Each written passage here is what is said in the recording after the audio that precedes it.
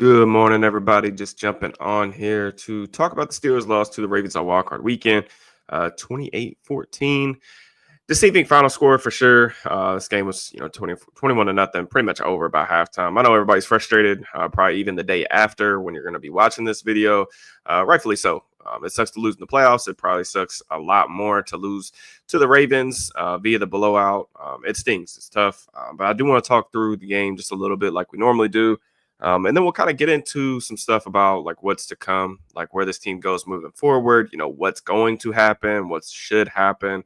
But yeah, I just want to talk a little bit about that. We'll get much deeper into those conversations kind of as we move through the off season, probably like starting this week, honestly, once we get some clarity on some different things. And then I have like, time to kind of collect my thoughts and kind of look at things from a big picture standpoint. But if you all could just like the video, subscribe to the channel, hit that bell for notifications. Sincerely appreciate it on my end. Continues to help the channel grow. That's what it's about. So also, I'm just kind of curious on like what your all's thoughts are. Where do you all think the team should go? Changes they need to make in order to kind of get back to being a competitive team in the postseason. I'm all ears. Obviously, I have my opinions, and I appreciate that you guys give me the platform to share those with y'all. But I also love hearing kind of the heartbeat of the fan base as well. So just drop me those in the comments. I'll try to respond to as many. Just looking at the comments from the previous video when we did the preview, man, it seems like this game kind of played out like I think a lot of us kind of thought that it could play out in this one. The Steelers took the ball in the first half. Ended up, punting. I think they got one first down. The Ravens get the ball. They drop the punt, 95-yard scoring drive. Just kind of matriculated the ball down the field slowly but surely. I think it was really tough, man. You get them backed up into 3rd and 13 in the red zone, have a chance to get off the field. And then, Lamar kind of steps up in the pocket and hits that crossing route over the middle of the field to Rashad Bateman. Just like a little like tidbit thing that I was frustrated with that is like it looks like they're in man coverage on that play, and like Joey Porter Jr. is not on their only wide receiver that I think is like a legitimate starter on this team without Zay Flowers, with him being out with an injury. I don't understand. Like, why would you not want your number one corner on their number one wide receiver in that situation? They're obviously going to have to throw the ball. That's a 4-point play, if you will, because, you get off the field, you force them to kick a field goal. It's not the end of the world. You almost demoralize them a little bit, forcing them to go 90 plus yards, 85 plus yards, whatever, and having to settle for a field goal. That's really what it was about for this team. Don't let them in the end zone. They're going to move the ball, try to bend but don't break. So just kind of like frustrating moment right there, allowing that touchdown. The Steelers really had nothing going offensively at all in the first half. I don't even know how many yards they had. I think it was like 50 or 60 yards. Really kind of characteristic of how they've started games all season long. But I also think like the defense can be absolved, in their slow starts. I do just like have like some questions too. I think the third drive of the game, Tomlin ended up winning the coin toss, taking the ball, which signals to me like, okay, like we want to try to play with the lead. We don't want to get into a shootout with these guys and have to play from behind.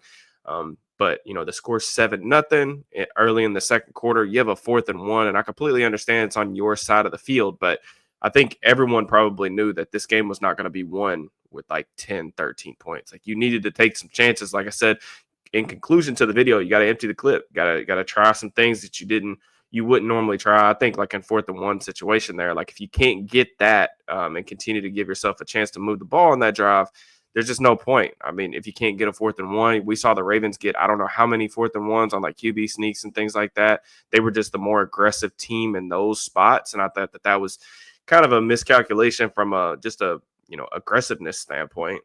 And then they end up punting the ball on that play. They get it. I think they down it inside the 15, and then Baltimore goes 13 plays, 85 yards for a touchdown. So it's like, it doesn't really matter. It didn't really matter. So Baltimore really moved the ball pretty much at will in this game. You just look at all the numbers. I mean, they had a 53% success rate. Defense did have a little bit more success in the second half, but overall, like they did pretty much whatever they wanted. Lamar was really, really good early on. I thought that the Steelers' game plan was pretty much what we thought it would be. Bringing some pressure, playing some man coverage, things like that. We said that they needed the pass rush to have like the best game of their season, try to get some negative plays, try to get some turnovers, and they just didn't do those things. TJ Watt in this one only had 1 pressure, no sacks, no run stops. Really, really quiet. Game for him. I think Alex Highsmith finished with like 3 or 4 pressures, did have the 1 sack, but largely, Lamar was kept upright. He did a good job in manipulating and maneuvering the pocket to, extend plays, hold on to the football. But this was different than like some of the ways that this defense has been beat in the past. I mean, Lamar's like time to throw, I'm pretty sure was like over 3 seconds, which is a long time. So even like the touchdown play I was describing to Rashad Bateman, that's like a 6 second play or something like that. I know one of the touchdowns was like that. He was dropping super deep in the pocket and then just like kind of stepping up. And, when you get into these moments, man, like the Ravens, having the MVP, I thought it was ultimately a huge deal, as you would kind of expect. And, they did some different things in terms of like how they were playing the pitch or how they were playing the read option stuff. In previous matchups, they've kind of hard charged at Jackson to make sure that he gives the ball, and then you basically play the rest of it out with kind of a lighter box and, try to chase down the play from behind, whatever. In this game, it seems like they were attempted to do like a scrape exchange, which I thought Herbstreit did a pretty good job at explaining this on the broadcast for people that don't know. Basically, if like you're getting into those read option things in the shotgun, you're gonna have somebody has to take the back, somebody has to take the quarterback. You have the edge rusher take the back and kind of play from behind. This is going to give a pull read to the quarterback, and then you scrape the linebacker over the top, and then you get a one-on-one on the edge. They did execute that well. Like I think one time, Peyton Wilson ended up bringing Jackson down short of the marker, but other times, like they're scrape exchanging to nobody, and like he's off running to the races. I don't know how many rushing yards he finished with. I kind of just want to look at that right now. Actually, 81. Henry finished with 186. So again, like when you're going up against these great offenses, like you got to try to take something away. Didn't stop the pass, 54% success rate when throwing the ball. Didn't stop the run either, 52% success rate. It's just not going to get it done. And then, the Steelers did some things in the second half in terms of like getting some deep shots down the field. I thought some of those were good schematic calls, like with the switch release and even the double move to Van Jefferson to kind of catch them sleeping. I think honestly, like most of it probably just boils down to that. It seems like once they got out 21-0, I think a lot of people probably on that Baltimore sideline just their minds started to drift a little bit to next week, knowing this thing wasn't really ever all that competitive. And I think it really continues to speak for how these playoff losses have felt for quite a long time, and that's why I think they're even more frustrating because the end of these seasons oftentimes feel all too familiar.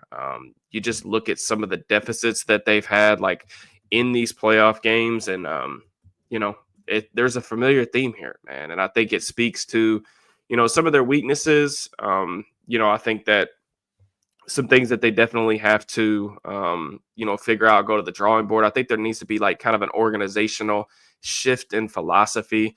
But you just look at the halftime stuff, man. Like they trailed 21-0 at halftime in this game.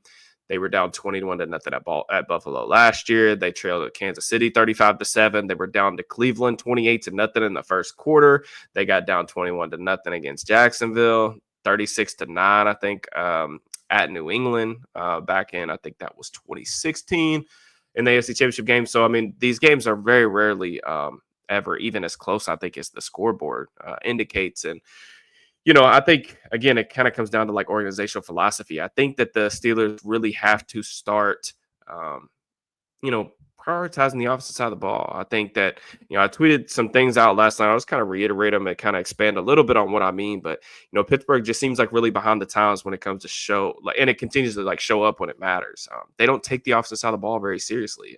This organization, I feel like, still thinks that they can win strictly on the backs of a dominant defense. But the problem is, that's not really where the NFL is. And also this defense in particular, just over the years, especially once we get later into the season, they just don't dominate versus good offenses late in the season every single year. And it shows up in the postseason. So when they get into the playoffs, they face these good quarterbacks. Like you got to go up against the Josh Allens. You got to go up against the Lamar Jackson, all these talented guys in the AFC. They find themselves into shootouts that they just have like no chance to win. It's an organizational philosophy thing, in my opinion, that has to change. Because you're spending a lot of money on a defense trying to win a very specific way, and that path to victory is just so narrow. And I think like some of the bets that they made this offseason, I don't even think they were necessarily bad bets. You go out and you get Russell Wilson, you get Justin Fields. I think both those guys individually probably played better than what they required in compensation to acquire. So like I think Russell Wilson definitely played better, particularly early in the year. than the 1 million contract that they got him for on the salary cap. That's great. Justin Fields went 4-2 as a starter. He cost you a 6th-round pick. That's cool. But at the end of the day, those gains are very, very small when you get into the playoffs and you're the 14th best team, and then you're in a conference with all these mega stars on offense. It's just not good enough. Like, and I feel like this is the reason why I'm hammering this home is just because it's stuff that I talk about every offseason, and I always see like the same rebuttals, not just from like fans, but from like national media about like the way that the Steelers construct their team, the winning seasons, all that stuff. It's good to win games in the regular season. It sets you up to have a chance in the single elimination tournament. But your defense being good against Cleveland in week 12 against Dorian Thompson-Robinson means absolutely nothing as it relates to the ceiling of your team. What matters is, like, can you slow down these high-profile offenses in the playoffs? And even slowing those guys down, it's going to be holding them to like 24 points and maybe getting like a couple turnovers. Like, that's a good performance for defenses in the playoffs in today's, day and age. And the Steelers are just so behind offensively. And I think just the continuing to struggle to get like the play caller and the quarterback, that kind of combo together has been a frequent theme, and they've just had a lot of misses in both of those spots. Even though things were better at times this year, there's just really those are the most important decisions that your franchise can make, in my opinion. The play caller, the quarterback, those things matter even more, in my opinion, than the head coach or whoever's calling the shots on game days. But I just tweeted this out last night too. Like, the Steelers are not going to blow it up. Like, we know how this organization operates, man. Like, they are very steadfast in their ways. It kind of goes back to the organizational philosophy thing I just talked about, trying to win with the defensive side of the ball and things like that. Not that I don't want a good defense, I do, but like, you have to have a top 10 offense to be relevant in the NFL now. And they've been so far from that pretty much however many years now, really since Ben blew out his elbow. But the Steelers aren't going to blow this up. We kind of know that. I don't really see the point in continuing to run it back with this core, if I'm being honest with you. I think all that's really doing is just chasing a floor, knowing that your ceiling is pretty hard capped once you get to this point in the season. And, kind of just to briefly expand on that a little bit, is like, I don't see the point in running this back. When I say the core, I'm talking about, running it back with, TJ, Cam, Minka, the older guys on defense, Tomlin, a head coach. Also, there's some questions like they don't ever really move quickly off of coordinators. So, like, Arthur Smith, I think, factors into that core because of what I just said. I think the quarterback and quarterback and play caller is really the number one and number two things you have to have right now. I don't know what they're gonna do at the quarterback position. I'm just in general, I think if you're trying to tell yourself a story on bringing back Russell Wilson at this stage, I don't know what that really does for you, other than just saying that you're going to try to I'm going to be in this chair next year, saying the same song and dance more than likely once they get into the postseason. I mean, there's no ceiling with a move like that, is what I'm trying to say. And, I talked a little bit about the Justin Fields thing too. Like, some people are saying, oh, just come back, bring Fields back. It seemed like Arthur Smith wanted to make it work with him. That's fine. And is that the cheaper alternative to Russell Wilson? Yeah, it is. Are you going to get a different ceiling? Probably not, man, to be honest with you. I mean, we still saw some real limitations in Justin's game. And even if you think him and Wilson are comparable players and you just want to take the cheaper option, again, what's the point of doing that? Like, we know that version of a team is not going to compete with the Baltimores, with the Kansas Cities, with the Buffaloes. I don't see the point in continuing to do that. I think that there will be some changes made. I would anticipate that the defensive coordinator spot will get looked at. I also think, like, one of the spots that really needs to be looked at, in my opinion, is they need to take the offensive line very seriously. They've invested some draft capital. They brought in some free agents. There needs to be a change in offensive line coach, in my opinion. And I don't love calling for jobs, and I'm doing this as respectfully as I can, but there's a point in the second quarter of the game where the Steelers are running from the shotgun, and they've got both tackles pulling in opposite directions. I don't know that I've ever seen that at any level of football, but just the amount of mental mistakes on the offensive line this year it's a travesty. It's inexcusable when you watch it on film, especially for a group that, this isn't like the late 2000s Steelers where they just weren't investing anything in the offensive line. They've invested some first round picks. They got to start getting some development from these guys. Just briefly, kind of touching on like the free agents. I tweeted out this list last night. I'll just kind of read off some of the high percentage snap guys that are going to be free agents. Dan Moore Jr., Dante Jackson, Van Jefferson, Russell Wilson, Najee Harris, Landon Roberts, Jalen Warren, who is a restricted free agent, Justin Fields, Demonte KZ, Cam Sutton. Really, I mean, that's kind of where the list probably stops in terms of like guys that we even really need to discuss. Won't talk about. I kind of wanted to do maybe a broader, big picture episode on the channel about the free agent stuff as we head into the offseason. I think the only guys that I'm really like dead set on, like I would really like to see them back. Jalen Warren, restricted free agent. It's going to be relatively cheap depending on the tender that they put on him. I think Jalen coming back is like the complimentary back, and then you draft a guy, bring him in for like a 1-2 punch. Somebody that if you're going to keep Art and he's going to be here as the offensive coordinator, assuming he doesn't get a head coaching job, you got to find a back that's more comfortable in the wide zone stuff because that's where they're going to live, in my opinion. I'd like to see Landon Roberts back. I thought that he did have some good moments against the run, but I mean, it's kind of hard to say like he's a winner. Anybody's a winner on defense when they allow that type of performance. Baltimore rushed for over like 300 yards in this one. I'd like to have Landon Roberts back. Like he's a guy that, getting a little bit older, but he's not going to cost you really anything. I think he's a good presence to have in a locker room. I think that he's a very niche kind of player, but you need guys like that in the AFC North in theory to try to help you stop the run. Then I'd like to get Ben Skoranek back as well. I'm not just saying that as like a gimmick or a bit to try to be funny. I would really like to have Skoranek back. And that's just because I think if he's like your wide receiver 5, a guy who could block for you, who's going to be really good on special teams. He had some good moments in this game on special teams. I would just like to have him back. And like, I think it's going to be like a veteran minimum type contract, but there are worse ways to kind of spend one of your roster spots than Ben Skoranek. So the other guys, like I know a lot of people saying like they would like to have, Najee Harris back. I would be stunned if that happened. And I really said that. You can go back and watch the videos after they declined his 5th-year option. I didn't think Najee was ever really potentially going to come back. If he does, I would be stunned.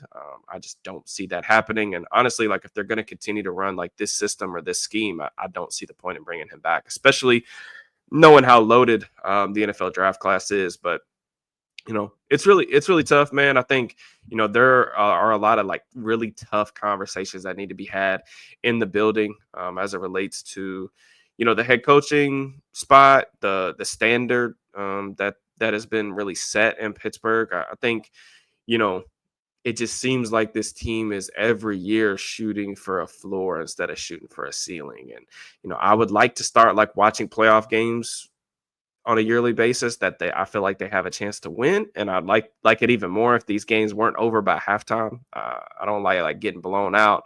It leaves a really tough like feeling in your stomach. And, like I said, I think that they will make a change, probably a defensive coordinator, just based on like the way the season ended, 5 straight losses. And the offense was bad, like during that stretch, 100%. Don't want to absolve them of that. They didn't score 17 points in five straight games. I mean, I just talked about how important that is. You're not going to win like that. But like we knew that this offense was like really limited just from a talent perspective. We knew that they were going to be limited all season. I think Terrell Austin probably will get replaced. But again, like Tomlin's got a heavy hand at the defense. Like this is going to be the same thing regardless. I mean, maybe they bring in a guy who has like, a new set of eyes, new vision for how this thing needs to work. I don't know. But if Tomlin's here, like he's going to have a heavy hand in how they play on both sides of the ball. And I'm just not really sure that those, things matter as much. And as it relates to Tomlin, like I was talking about before the game yesterday on Twitter, like if he was to win this game, like he deserves a lot of credit. They ended up losing the game. He deserves, his part of, you have to hold him accountable to this as well. This is the longest playoff losing streak that they've ever had in franchise history. That's just unacceptable in a place like Pittsburgh. This is a town. I know this is a fan base, like just reading your all's comments on like social media and stuff that takes this very seriously. And pours a lot of effort, a lot of time into this team. And, it's tough. Like when you continuously come up short, there has to be some type of consequences for that, in my opinion. So regardless of where they go, I would just, I would love to know like what the Steelers internally are thinking their best shot out of this is. And when I say that, I'm like, they're firmly in like the middle class of the NFL, and they have been for, I mean, we'll just say 5 years for sure. But they're every single season they're like the 14th best team, and I don't know the way out of this with this core, with this coaching staff, in terms of like getting back to competing for championships or competing for a deep playoff run in the next like year or two. I don't even know if that's possible, because it's something that I thought a lot about this week in general. Is okay, say they lose, like what are the things that they could do in the offseason? You look at the NFL draft and some of their needs and what they would need to get in free agency, where the team is from a talent perspective. And I don't know, even if you wanted like to look at it at a crystal ball, through a crystal ball and perfect scenario, I don't know if they have what it takes. And that's what I'm saying, like running it back with this core, to me, it just feels very like uninspired, honestly. And I know that sucks because like I said, the Steelers have this mindset that they're never going to tank. And I don't like to talk about that stuff anyway, but I don't think like, I think sometimes like trying new things or taking a step back in order to take a couple steps forward is the best approach. Things change quickly in the NFL. Normally, when those things change in like a year or two, it has to do with a couple different things that I've already talked about. You hit on a quarterback, you hit on a play caller, you get some really good draft classes, and I think it's been more good than bad for Omar Khan in the first 2 years. It sucks that we didn't see Troy Fautanu really this year. Um, Broderick Jones hasn't looked very good, but I think overall, like the draft classes haven't been, for him specifically, haven't been a problem. But you just go back to like the final like Kevin Colbert years, they missed on a lot of picks. Of course, when you miss on a quarterback in the first round too, that does set your organization back a little bit. And if you just look at like where they're at for that position, they still don't have an answer. So I that's why I say, over the last like 5 years, I'm not really sure that they're any closer right now to competing than they were 4 years ago. Because I think 4 years ago you could talk yourself into like these foundational pieces of, okay, we got TJ Watt headed into his prime, we got Minka Fitzpatrick, he's still young, got Cam Hayward, he's still at the tail end of his prime. Those guys are just older. Like TJ's going to be 31 years old next year. Cam's going to be 36 years old next year. Like I just don't. The clock is firmly ticking for a lot of their best players, and I'm just not sure. I don't know. I would love to hear what you guys had to think. I'll probably have some like more notes and some more like firm takes as I'm able to kind of clear my head a little bit, and we'll hear from the coaching staff, hear from probably Art Rooney at some point in the next week too. But that's really all I got. I know that's a lot of rambling, not as much about the game today, just because I just don't think it's really pertinent to talk about a game that really wasn't that competitive. But those are just some of my quick thoughts. As always, I really do appreciate y'all's continued support. Things will probably look a little bit different in the off season. I'd like to say we're going to have some draft content, some free agent content, some things like that. I'm looking at ways to kind of improve the channel, some different directions that I'm kind of mulling at the moment. But I really do appreciate the continued support over the course of the season. It was a blast. I'm very grateful for the audience that I have, and you guys rocking with me on a weekly basis, man. It's pretty cool stuff. So if you guys have, also if you guys have like suggestions on stuff you'd like to see or things like that, drop those in the comments as well. It's been a really fun year. Hopefully things are better moving forward. We will see. But regardless, we'll all be here. I know how you guys are, how loyal you are to the logo. So I'm excited. But I will holler at you guys soon. Peace and love.